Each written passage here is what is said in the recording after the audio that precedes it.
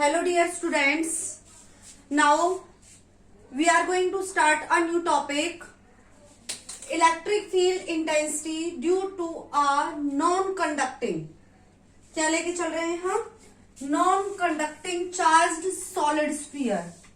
अब तक हमने एक स्फीयर के लिए किया था, शेल के लिए किया था, लेकिन अब क्या हमारे पास नॉन कंडक्टिंग है, चार्ज सॉलिड स्फीयर। ठीक है, तो नॉन कंडक्टिंग स्फीयर लेंगे हम। ये ले लिया हमने एक non conducting sphere, non conducting solid sphere है। ठीक है, सॉलिड स्फीयर। अब देखो, जब इसके ऊपर चार्ज है, कैसा है, चार्ज है, तो चार्ज होगा तो हम ये क्या बनाएगा, एक स्फीयर बनाएगा आउटसाइड, इस तरह से। तो आउटसाइड के लिए देखो, यहां पर हमने एक गॉसियन सरफेस लिया और ये सेंटर पे मान लो चार्ज Q है, तो ये क्या हो जाएगी हमारे पास, इलेक्ट्रिक फील्ड आउटवर्ड डायरेक्शन में। ठीक है, अब ये देखो, यहां पर सरफेस क्या हो गया हमारे पास, ds, और इस P पॉइंट पर हमें फाइंड आउट करनी है इलेक्ट्रिक फील्ड। तो यहां तक के डिस्टेंस क्या हो गई हमारे पास r, और ये इस स्फीयर की रेडियस क्या हो गई हमारे पास r। क्लियर? इस पॉइंट के लिए इलेक्ट्रिक फील्ड निकालो according to Gauss's theorem. According to Gauss's theorem, phi e is equal to q upon epsilon naught is equal to line integral of E dot ds। Same dot product को open करना है, q upon epsilon not, ये आ जाएगा आपका same पीछे की तरह। किस तरह से, देखिए, इसको ओपन करेंगे, ये मिलेगा हमें line integral of E D S cos theta. अब इसका एरिया वेक्टर भी होगा हमारे पास, वो एरिया वेक्टर भी आउटवर्ड है।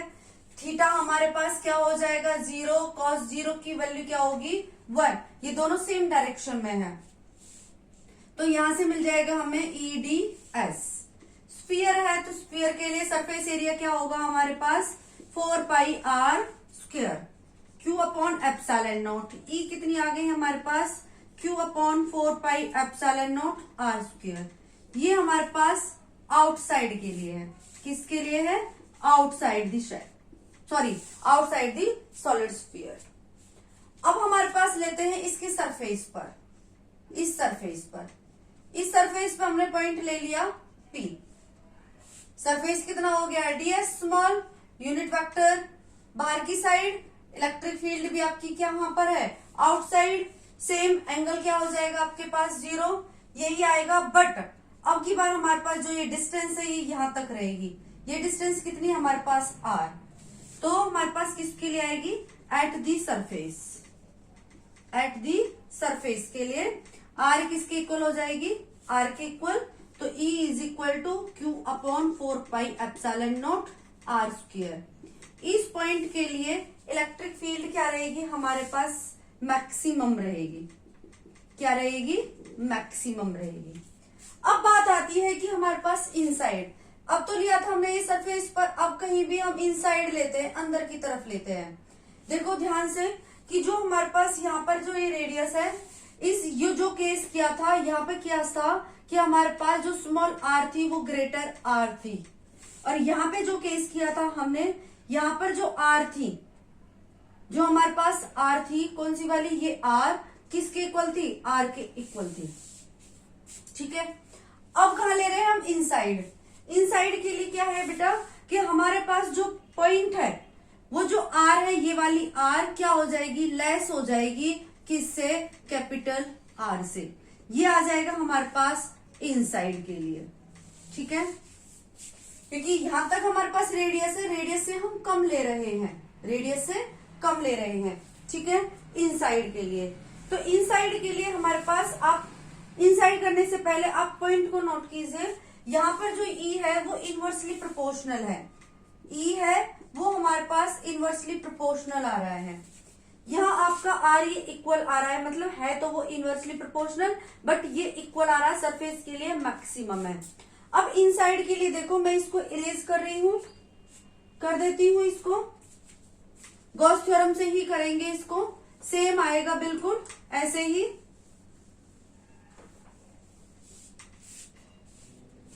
गॉस थ्योरम को यूज करेंगे, phi E is equal to Q upon epsilon naught. Charge क्या होगा अंदर के लिए अलग डिनोट कर लेते हैं, क्यू डैश। मीडियम होगा तो इसको एप्सिलॉन से डिनोट कर दिया है। Line integral of E dot DS same होगा। देखो यहां सरफेस कंसीडर करेंगे तो थीटा तो हमारे पास 0 होने वाला है, तो यहां से आ जाएगा Q dash upon epsilon is equal to E ds। ठीक है, ds है हमारे पास, ये हमारे पास देखो r, ये वाली डिस्टेंस हमने r ली है, सेम आ जाएगा आपका q डैश अपॉन में एप्सिलॉन e 4 पाई r स्क्वायर। ठीक है, यहां से आपके पास जो ये q है, q किसके इक्वल होगा आपके पास, q होगा आपके पास सरफेस चार्ज डेंसिटी। क्या होगी स्फीयर के लिए सरफेस चार्ज डेंसिटी, ये हो जाएगी हमारे पास सिग्मा, किसके इक्वल होगा, सॉरी सिग्मा नहीं होगी, यहां पर हमारे पास ये सॉलिड है, तो सॉलिड के लिए क्या होगा हमारे पास वॉल्यूम चार्ज डेंसिटी, क्या होगी volume charge density, volume charge density होगी। और वॉल्यूम चार्ज डेंसिटी क्या होती है आपकी रो, और वो रो किसके इक्वल होगी आपके पास चार्ज अपॉन में वॉल्यूम। तो चार्ज किसके इक्वल आ गया, यहां से क्यू डैश इक्वल होगा रो वी के इक्वल, तो यहां पुट कर दीजिए आप रो वी अपॉन में वी वॉल्यूम है epsilon E 4 pi R square, और स्फीयर के लिए वॉल्यूम क्या होता है आपका 4/3 pi R cube epsilon E 4 pi R square. हमें ई फाइंड आउट करनी है तो 4 पाई आर स्क्वायर को क्या करो इधर साइड ही ले आओ, 4 पाई आर स्क्वायर, ये आपका एक आर बचेगा, 4 पाई से 4 pi cancel. Now we get E is equal to rho R upon में 3 एप्सिलॉन, ये मिला हमें E is equal to rho R upon में 3 एप्सिलॉन। इनसाइड के लिए हमारे पास जो ई आई है वो डायरेक्टली प्रोपोर्शनल आई है। ठीक है, आउटसाइड के लिए हमारे पास इनवर्सली आई थी। ओके, अब यहां का हम ग्राफ प्लॉट करेंगे, ग्राफ प्लॉट करेंगे हम। ग्राफ किधर प्लॉट करें, यहीं पे कर देते हैं इसका ग्राफ प्लॉट। ग्राफ प्लॉट करेंगे, इधर हमने डिस्टेंस ली है, distance from the centre, distance from the centre that is are.